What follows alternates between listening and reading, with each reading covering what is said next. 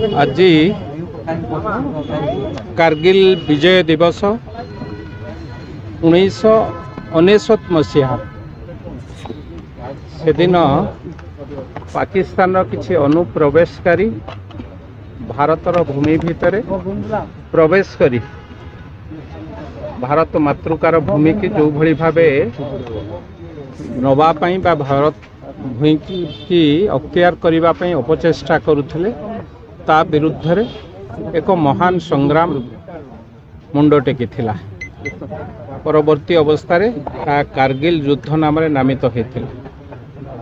से युद्ध रे आम देशर भारत मार 527 जन सुयोग्य संतान युद्ध क्षेत्र रे प्राण बलि देइथिले, शहीद होइथिले। जो मानक पई आमे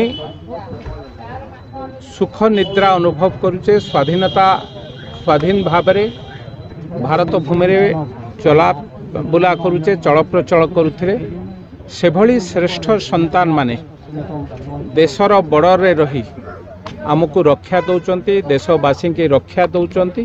से भली योद्धा 527 जन शहीद मानक आज मने पकेइबा संगे संगे ए देश से श्रेष्ठ श्रद्धांजलि जनाऊँ।